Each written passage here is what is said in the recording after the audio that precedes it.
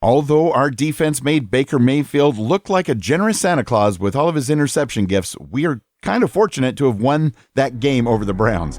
But this week's task for the Pack is to get revenge on the Vikings and to help further our dreams of being the number one seed in the NFC.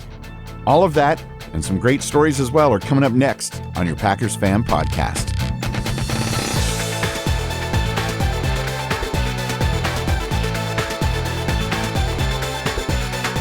I don't know how much more stress my heart and mind can take. I'm Scott Clark from The Gaming Outsider, and what a fantastic Christmas day this year was. It's not every year you get to watch your favorite team play on big holidays, and the Packers made this one quite enjoyable.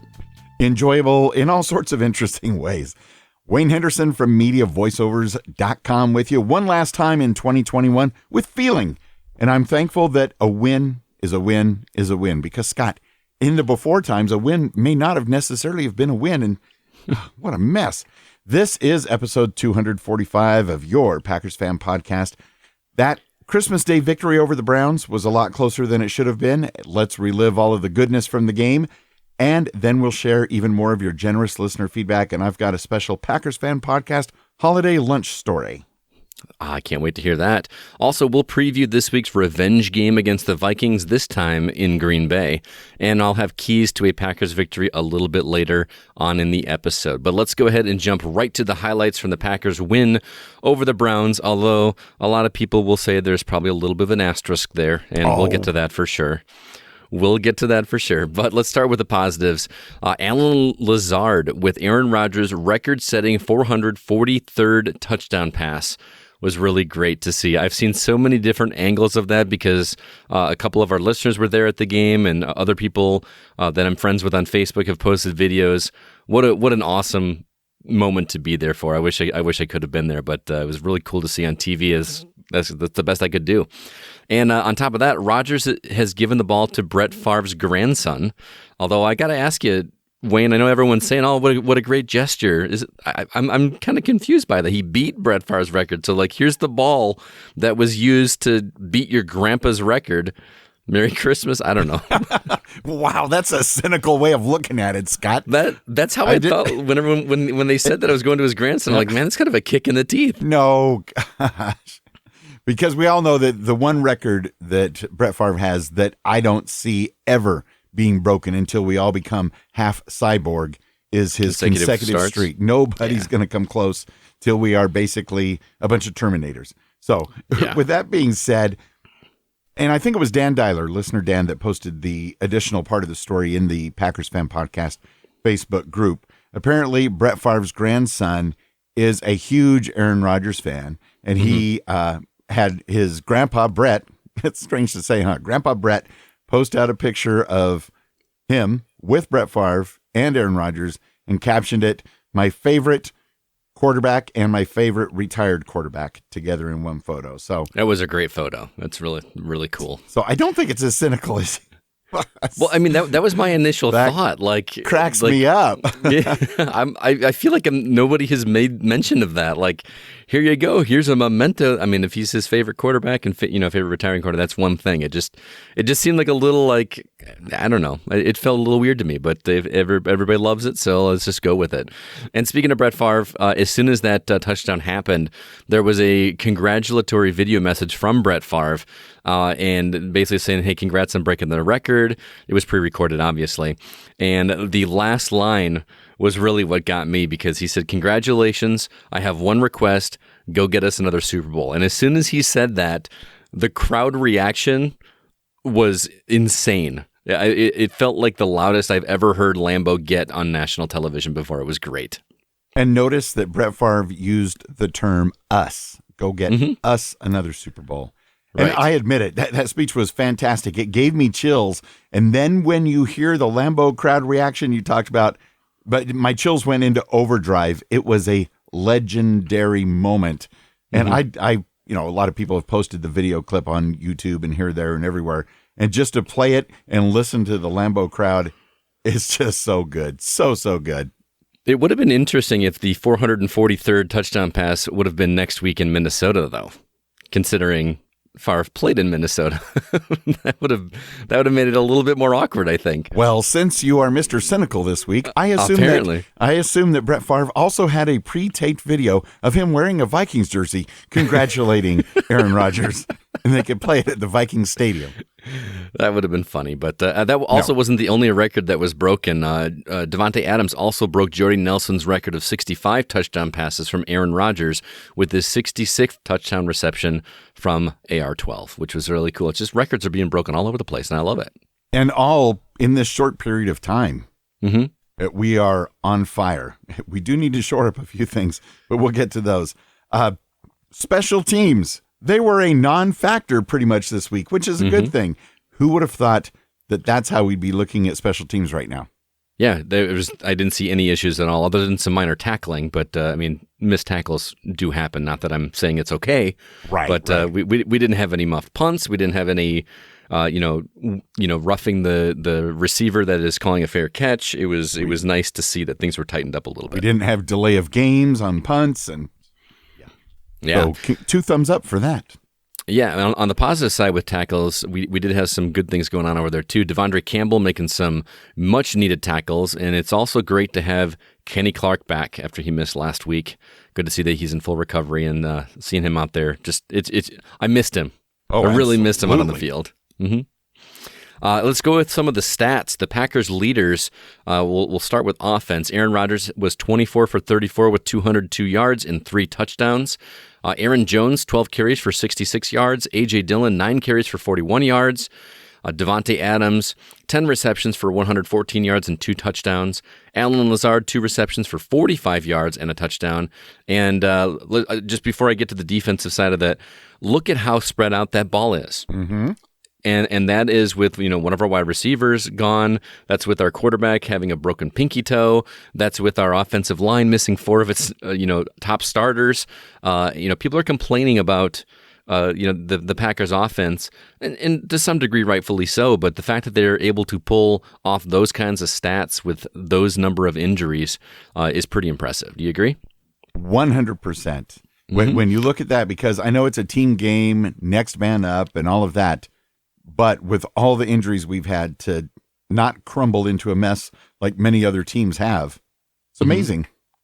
Also, wasn't this the week that LeFleur broke the record for most wins in the first 3 seasons of any NFL coach in history? I feel like that wasn't flashed on the screen, but I remember last week they talked about that he tied it. So with the win this week, I believe so.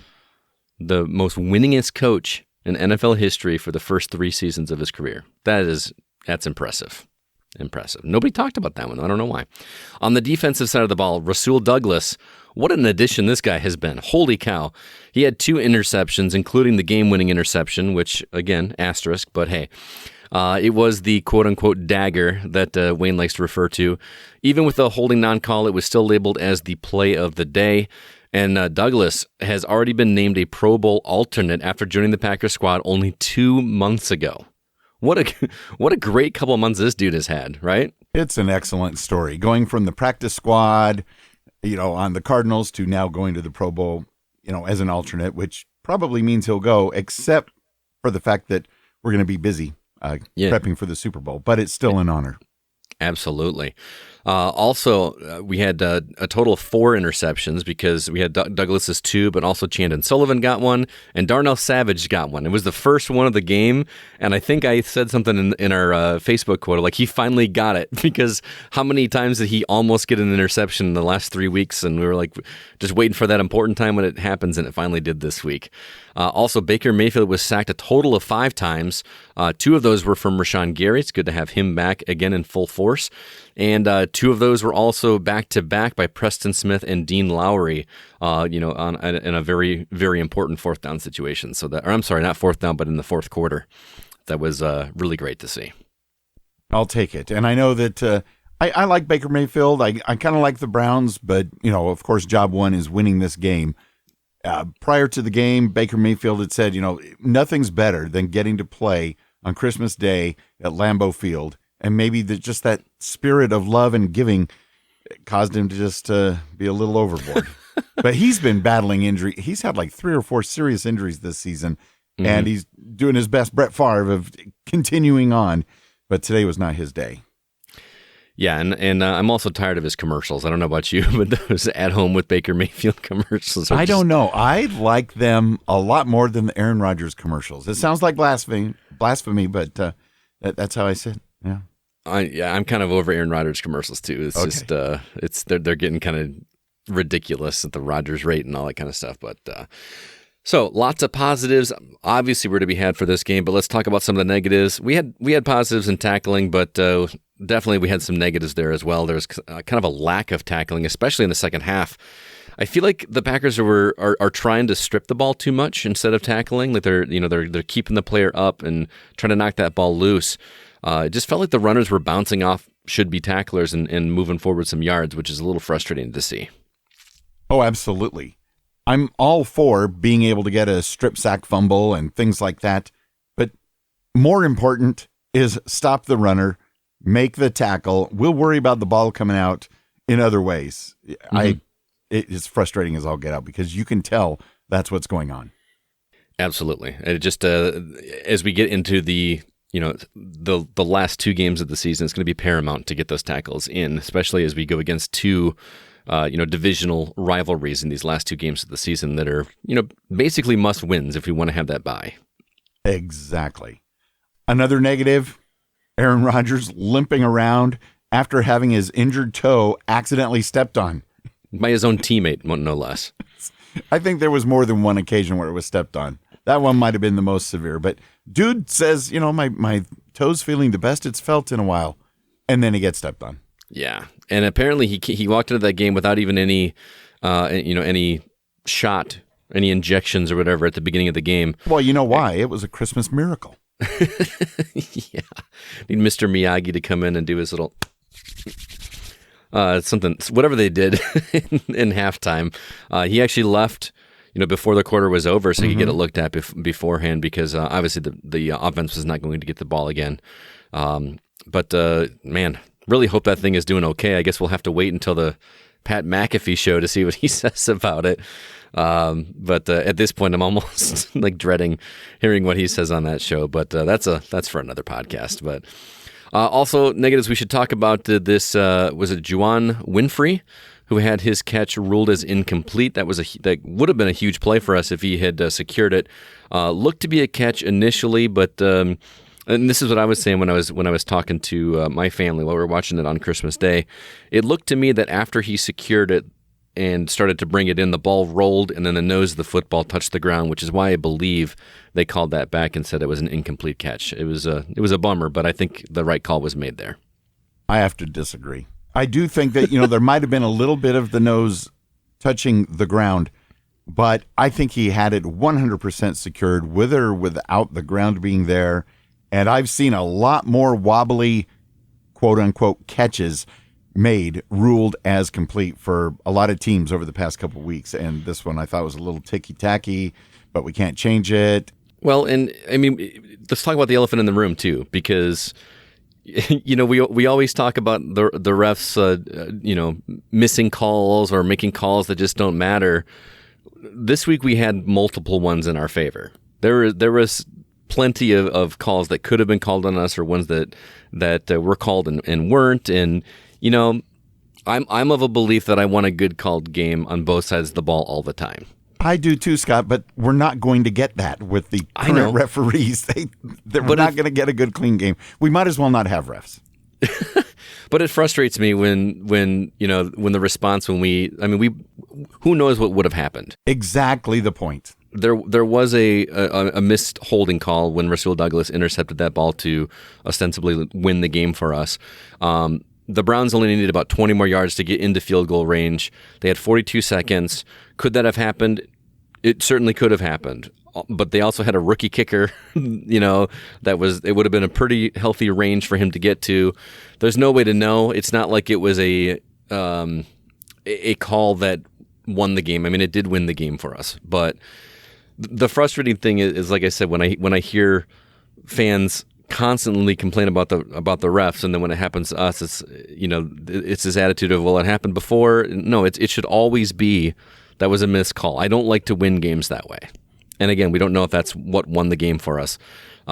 what won the game for us, I think, more is the 4 interceptions that we had. Because if one of those, if one of those picks hadn't happened, the game could have gone the completely opposite way. So I don't know. I just think that bad calls should be brought up on both sides, not just when they're in our favor. It's going to make for long podcast episodes because there were a lot of missed holding calls on both sides throughout the game. Mm-hmm. And of course, don't forget in the championship game against the Buccaneers last year when there was blatant holding on a play that could have potentially helped us win that game and go to the Super Bowl, but it wasn't called and why, I don't know. But that doesn't make this one right either. Yeah, but it's all just part of the balance because the refs are imperfect. Yeah. Maybe there's not enough of them.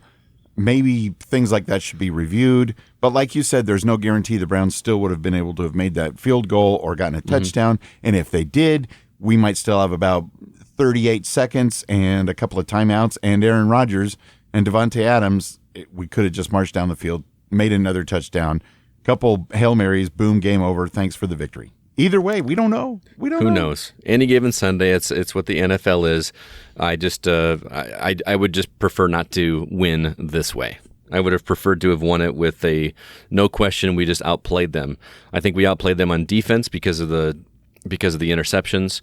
Our offense did well enough, to get the points up there, but it wouldn't have been enough if one of those picks hadn't happened, but possibly. So it's shoulda, coulda, woulda. But hopefully next week we don't have any question. We just destroy Minnesota. That's the goal. There is I want a domination like Dallas had over the Washington football team and the Bucs had over Carolina. I feel like we haven't had a clear domination game. The only domination game we've been involved in was week 1, and I don't want that kind of domination. No, it just got me triggered there for a second. Yeah, get a little twitch. Oh, never happened. Well, let's go ahead and roll on. Quick reminder, dear listener, that you can help us alleviate the hunger that Scott and I have when we prep and produce the Packers Fan Podcast for you. It's just a little thing, but it's easy. You can gift us a virtual brat or 2 or even a dozen in honor of record-setting AR-12. Just head on over to PackersFanPodcast.com/brat. We'll take care of converting the virtual coffees into virtual bratwursts, and I can taste it already, Scott. Yes, and those bratwursts are all Johnsonville, so that you can rest assured we will be eating those Wisconsin brats. But just thinking about it all has me getting a bit hungry already. I haven't had a good brat in a while, and I don't know, Wayne, you've been at Lambeau, but there's something about stadium brats cooked at the stadium that just tastes way better than anything I can do at home on the stove or on the grill or anything.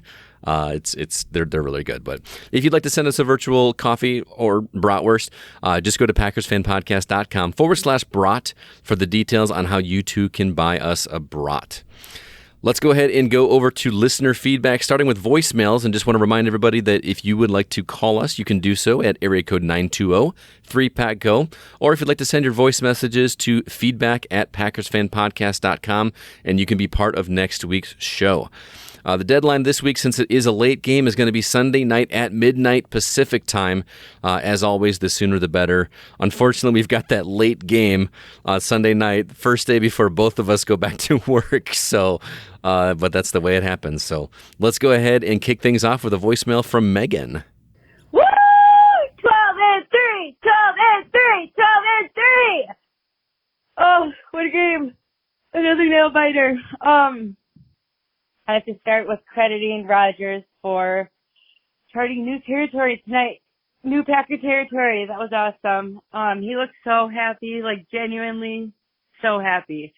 Well deserved. And to follow that, the 12-17, the Devontae and Aaron record, 67 touchdowns, something like that. Their connection is insane. It's amazing. It's so fun to watch. Devontae had such a good game. Oh, I also thought Allen had another really solid game. He had a good game last week too. Not only the touchdown, which was sweet, but a few long balls, that run, and then the one-handed catch in the first was sweet. It's cool to see him get involved. I don't know why we couldn't click on offense unless we had just gotten an interception. I don't know if anybody else noticed that, but whatever. It worked. At the end of the day, we won the game. defensively, obviously, other than not being able to stop Chubb or the run game, like, at all, we made some critical plays. Savage, Sully, Rasul Douglas is insane, honestly. Stokes was key for the most part. Kenny Clark, I was really glad that he was back, because I knew he was on the COVID list. And then Rashawn, but that sack was awesome. I know we have stuff to clean up, but they got the job done, like I said. I feel like I kind of showed that every phase of our team has the potential to be like Super Bowl championship caliber team if they bring all three together in harmony. And I think we will. I mean, I know we will. It's the Green Bay Packers, led by the coach of the year, Matt LaFleur. Anyways, I can't believe it's week 15. Next week, what a season. It's so bittersweet. But anyways, it's been so fun, honestly. In the postgame, they were saying, like, Green Bay has set the standard with 12-3. Aaron's the best in the game, and Green Bay's the best in the NFC. One more thing, if Scott and Dan were at the game, what a game to be at. Seriously, what a Christmas day. I hope you guys had an awesome time if you were there. I haven't said it enough on this podcast this season, but green and gold till I'm dead and cold, baby. Let's go! All right, Megan, thank you so much. Always great to hear from you. Rodgers did look just happy, especially in the post-game interview. He just looked like he was filled with the Christmas spirit. He looked very happy to see there. That was awesome. She made a really good point, too, about the offense just not clicking quite a bit, although we did get points off of those interceptions, like she said, but those were the only times we scored outside of a single field goal. Every other time we got the ball, we possessed the ball not off of an interception, we punted. That was a little frustrating, but again, we're missing 5 or 6 key players on offense. So if we can get those guys healed up heading into the playoffs, just imagine what that offense could do. Yeah, but it is very interesting that when we get an interception, the entire team gets so hyped up that all of a sudden our offense is able to perform at a higher level. Yeah, it's like that. They get that kick in the pants to really push them forward. Is like, whatever it takes, man. Whatever it takes. Yeah, so I guess we better get another 4 or 5 interceptions this week. Exactly. Let's do it. I'm definitely jealous of Scott Boras and Dan Dyler both getting to be at that game. And I think they met up. I think there was a picture that they posted on our Facebook community where they actually got to meet up, which is really cool. I've met Scott. He's an awesome guy. It would be awesome to meet Dan Dyler. But yeah, Dan's showing me up. I haven't been to a game this season. So he's been at more games than I've been in the past several years. So I'm jealous. I really need to get up to Lambeau. At least, I don't know how I'm going to pull that off, but I would love to get up to Lambeau this year. There might be a championship game there in late January. That would be awesome. You going to fly out? I can't. Yeah, it's tough in January. Hello, this is Captain Pack Sparrow, captain of the USS Lambeau, where we are on a journey, a voyage, if you will, to the Lombardy Islands, where there are currently 4 islands known, and there will be about to be a 5th island to be discovered off the coast of California. I have to break out a character now. Great game yesterday, historical. So blessed to have been a part of it, and I couldn't ask for a better game to go to, or a better group of people to be around. The crowd was amazing. The energy was palpable. I just can't even say enough good things. The defense kind of disappointed, 4 turnovers, and it's still only a 24-22 victory was kind of disappointing in that respect. Like I said, I am literally standing outside of Lambeau Field watching their Christmas laser and light and fireworks show. Standing at the bottom of the tubing hill that they have out here outside of the Titletown district is just an amazing place that you, if you were a Packer fan, I don't care if you're a Packer fan or if you're just a fan of football in general, you have to come here, especially during this season. Experience everything they have around here. They have pumped so much money and so much effort and there's so much love and passion and respect for the game of football that is here, and there's so much history. I just can't say enough good things about it. I'm getting kind of emotional even thinking about it, watching this light show that I know Wayne saw it. I went live. I can post it to the Packers Community Fan Podcast page, possibly, but you got to come here. You got to be a part of it. There's fireworks going off. You can hear them in the background, I'm sure. A bucket list. You got to come here to Lambeau Field if you have never been here before. Got to meet up with listener Scott Boers tonight. Unfortunately, our voice recording didn't come through for some reason or another, so I had to make another one. But all I have to say is go, Pack, go! Go, Pack, go indeed, listener Dan Dyler, a.k.a. Captain Pack Sparrow of the USS Lambeau. That's so good. And we appreciate you recreating the voicemail. I'm sorry the one you did with Scott Boers disappeared into the ether somehow. That would be great to hear. But thanks for sending us another one with information and all of the action outside of Lambeau Field. How festive. It sounded epic. It almost sounded like he was doing some kind of background music when he was in character at the beginning. But then you could tell they were playing Christmas music. Had some Trans-Siberian Orchestra in the background. He said there was a laser show going. Yeah, I definitely should have been at that game. It's so hard to go on a game like on Christmas, but part of me wishes I had made that happen because it would have been so cool to be there. That tubing hill he's talking about, though, by the way, they showed some shots of it on TV. It's like a dual lane tubing hill. Yeah. That's just perfect. I don't know. It makes me kind of miss living in Wisconsin. I went to a camp when I was a kid that had a tubing hill that literally had a pulley system ran by a machine that would pull you back up the hill. So you just sit on the tube, hold onto a rope, and then go back up and then go back down again. Wisconsin knows how to do snow stuff right. Apparently, you didn't have to hike up the hill. Exactly. You just sat on the tube, held onto the rope, and the rope would pull you back up to the hill, and then you'd go back, get in line, and slide back down.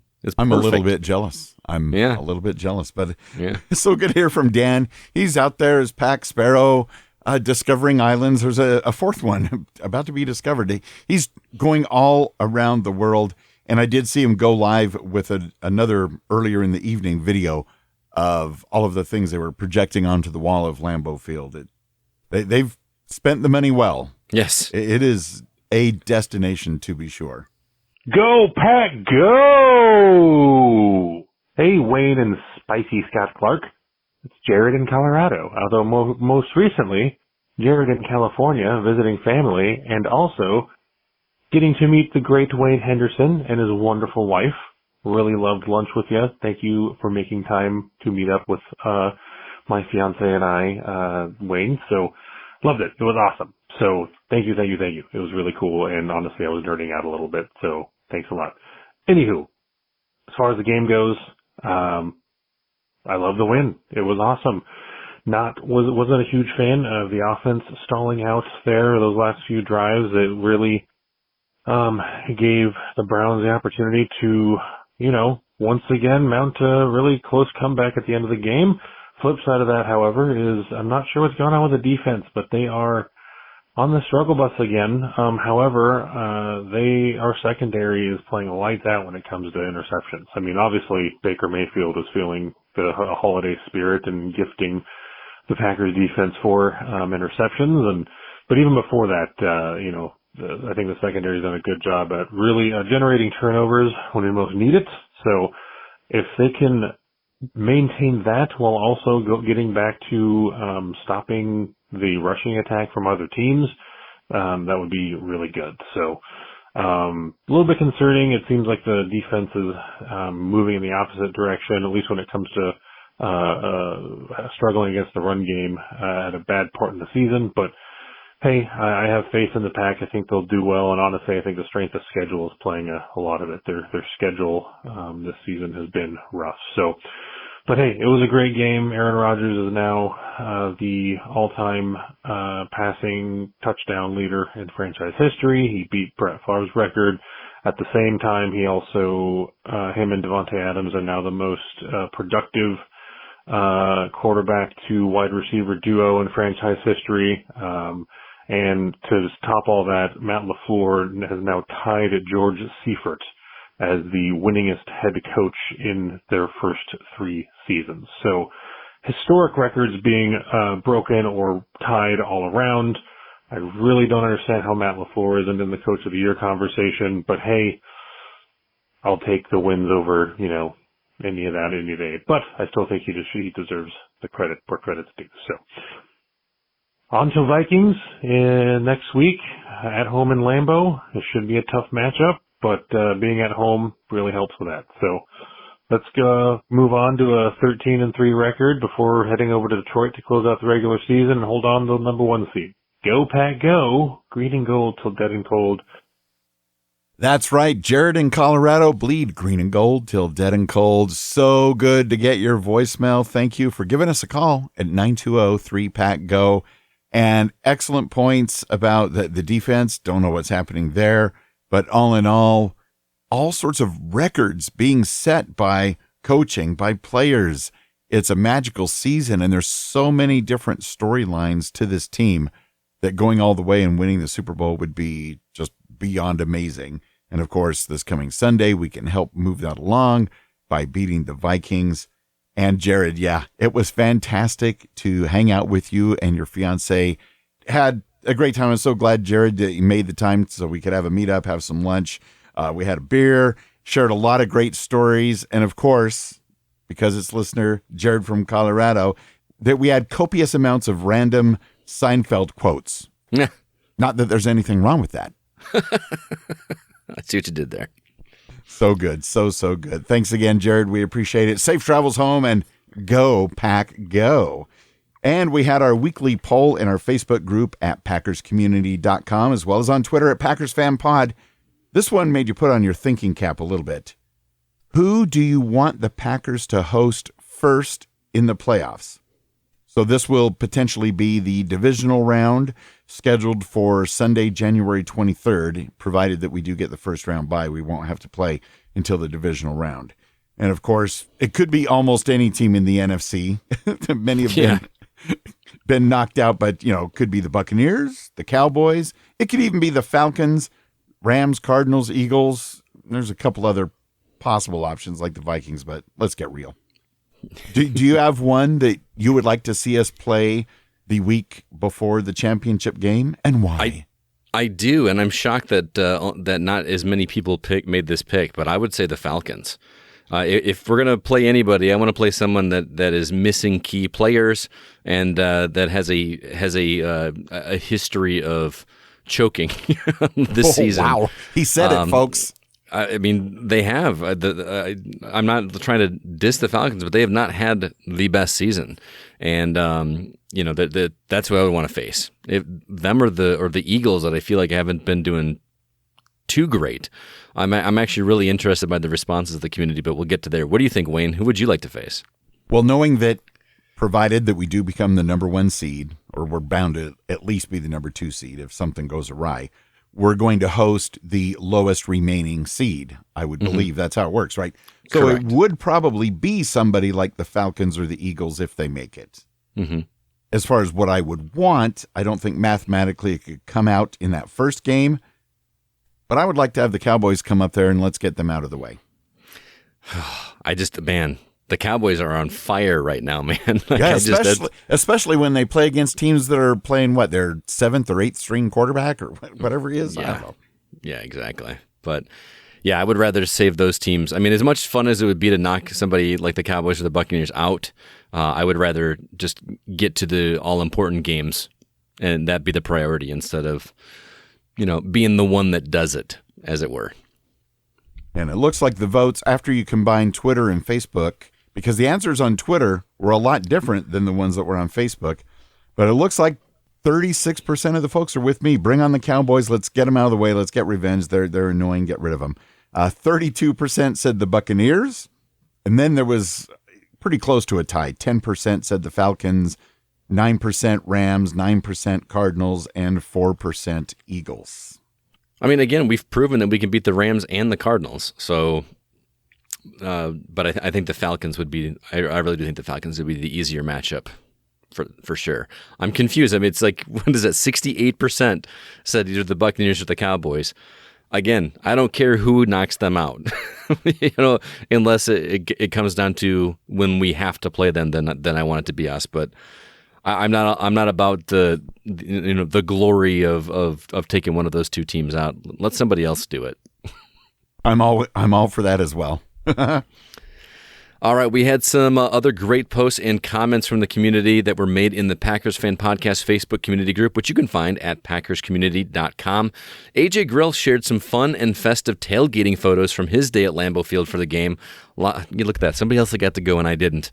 Dan Dyler, also known as Pack Sparrow, who you heard from earlier, met up with Scott Boras at the game as well, and he posted a cool photo of the two of them that you can find on our Facebook group. Highly recommend you check it out. It's a great picture. And Alex G shared a beautiful shot of his seat about 9 levels up in the end zone. It's epic. And I got to say, it looks extra cold way up there. Yeah, I think he said in the post that it's like the highest seat in the stadium or whatever, which is go for gold. Still a good view. And of course, a photo of Jared from Colorado and I outside the Rock and Brews restaurant. Fun and festive times all around. Be sure to join the Facebook group, be part of the conversation, especially on this game day coming up Sunday night. We're going to talk about the Vikings game as it goes. And of course, Scott, you'll mostly be checking in on commercial breaks. Understood. That's Yes. Fair enough. You don't want to miss anything. Also got an email. Hey, Wayne and Scott, this is Caleb, Kathy, and Roy Fisher from Green Bay, Wisconsin. What a phenomenal game we had. First off, we have to say congratulations to Aaron Rodgers for setting the all-time touchdowns in Packers history record. Secondly, we did very well with getting those 4 interceptions. There were many blown calls that should have been called on Cleveland, but we noticed that there was a call that should have been called on Green Bay for pass interference. But a win is a win is a win. Go, Pack, go. Bleed green and gold till dead and cold. And as always, your calls, emails, comments, all that good stuff, they're a great part of the podcast. We thank you for them. Remember, again, join the Facebook community group at packerscommunity.com. Now, Scott, shall we get ready for Sunday night? Oh, yes, I'm aching for this game like you have no idea. Your 12-3 Green Bay Packers are getting ready to host the 7-8 Vikings of Minnesota at 7:20 p.m. Central on Sunday night, January 2nd, 2022. And, of course, the Packers lead the series 63-56 in 3 ties. And it is a chance for the Pack to get revenge for that 34-31 loss in Minnesota in November. And as a bonus, this time we don't have to hear 2 of the most annoying sounds in the NFL, known as skull and that dreadful Viking horn noise. Thank goodness. And of the last 13 NFC North titles, Green Bay has 8 of those. Minnesota has 4 of them. That adds up to 12. Some other team won once, but yada, yada, yada.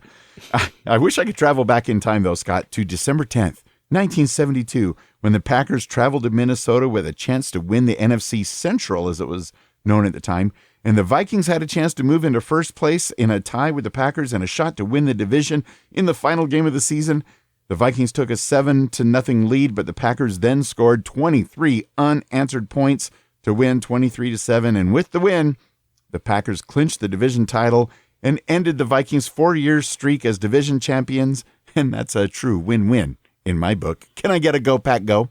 Go, Pack, go indeed. Also, Wayne, did you know that the Packers and Vikings played each other in back-to-back weeks in 1961? This was actually the first year of the Vikings' existence. The first game was played at Metropolitan Stadium in Minneapolis. Packers won that one 33-7. And the game the following week was played at City Stadium in Green Bay, where the Packers were victorious with a score of 28-10. And apparently it was a crazy rainstorm going on in that game. So it was just a weird fluke in the scheduling that they played 2 regular season games back-to-back that year, and Green Bay won both of them. I did not know that. That is fun. That is fun. And this Sunday night, Scott might even say that it's cold. 22 degrees Fahrenheit at kickoff is projected, which is minus 5 degrees Celsius. Are we getting into, cold territory yet? That's still shorts weather. Okay. But it's at night, so, It is at night. It'll be chilly, but it could get a lot colder than that. And I've been there for that, 6 5 or 6 layers of clothing on and hand warmers in the gloves, and yeah, all worth it. All right, well, let's go on to my keys to a Packers victory over the Vikes. First off, we are officially in playoff season as far as I'm concerned. Yes, it's regular season, but it's playoff season for us. With Dallas winning by a huge margin last night, the Packers are in a must-win situation if they're going to get that first-round bye. At this point, the Green and Gold's mentality must be to win only. We can't rely on Dallas to lose one of their last 2 games, so the number 1 seed is securely in our hands if we can beat our last 2 divisional rivals. It's a simple formula.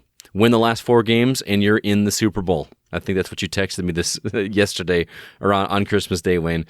But that starts with just 1 game at home. Let's do it. Secondly, play with a vengeance. The loss in Minneapolis hurt more than almost any other this season, but now the Pack is at home in front of their fans. It's time for payback, and I mean in a big way. Dominate on both sides of the ball and don't ever let up. Thirdly, it's time for some explosive offense. The Vikings don't have a high-quality cornerback to cover Adams, and they're also terrible against the run. And we happen to have 2 outstanding running backs on our roster. This is the time for our offense to shine by attacking early and throughout all 4 quarters of the game.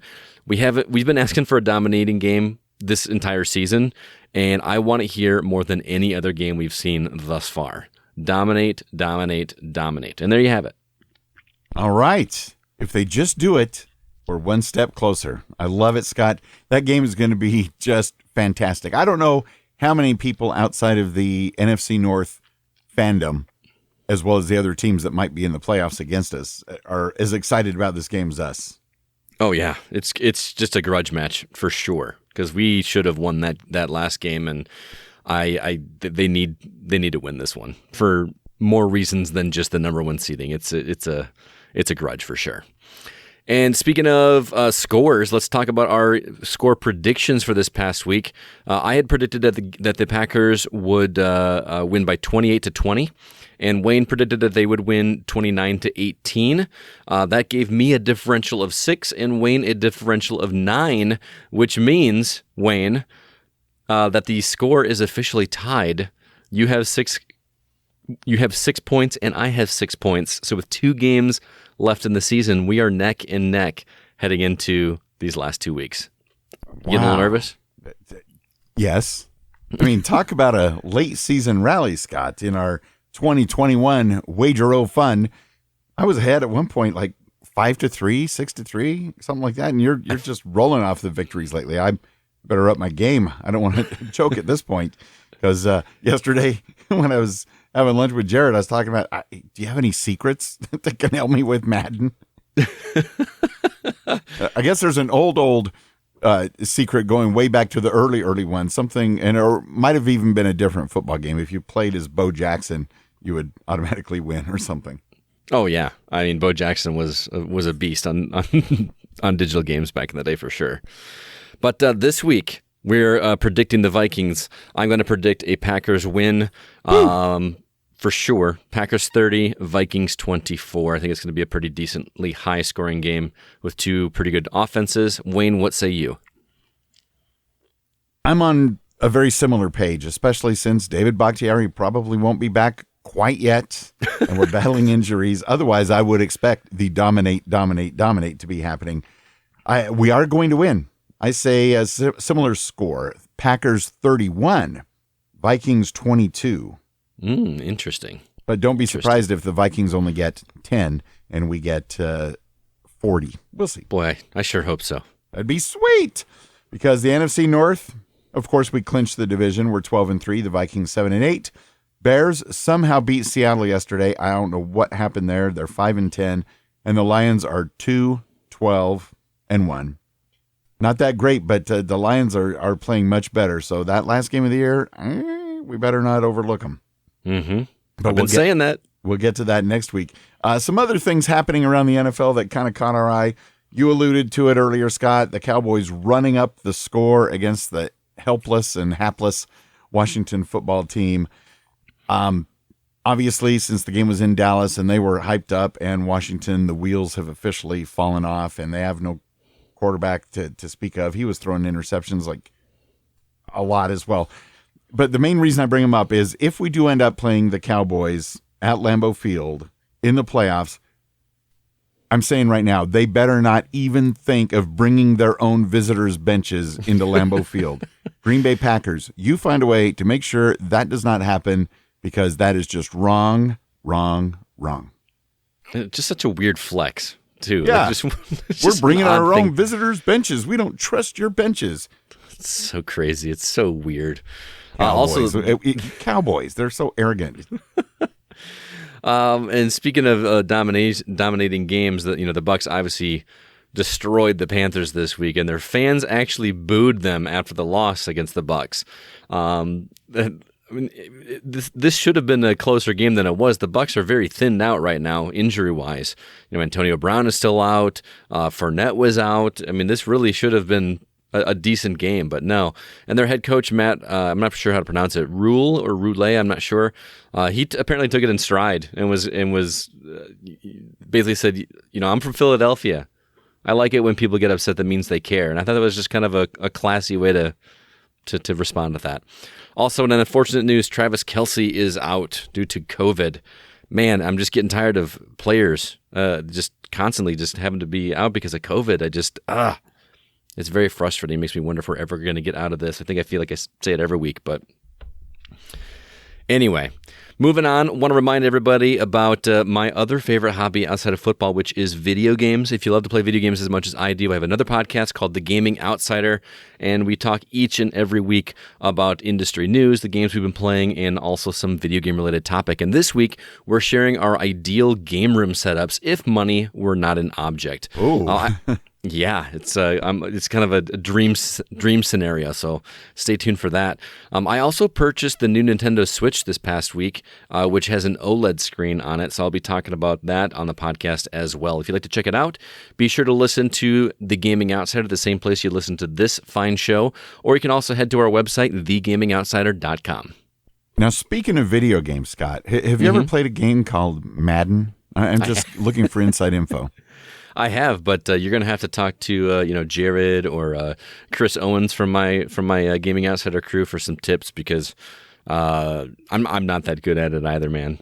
So yeah, but that's just as a backup if things were to go that way in our Wager of Fun. But more than likely, you're going to be watching 2 of my hand-selected episodes of Doctor Who if I turn out to win the Wager of Fun. And speaking of Doctor Who, there's one more special episode.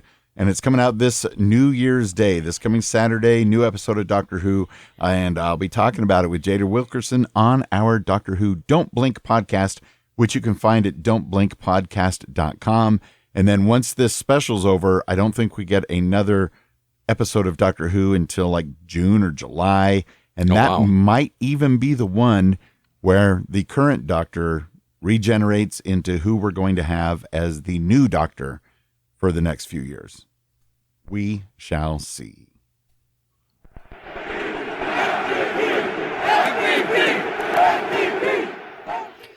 As always, we follow the value for value model here over at Packers Fan Podcast, and we do so with a service called Patreon. It's a place where you can help financially support your Packers Fan Podcast, and details for that can be found at patreon.com/Packers Fan Podcast.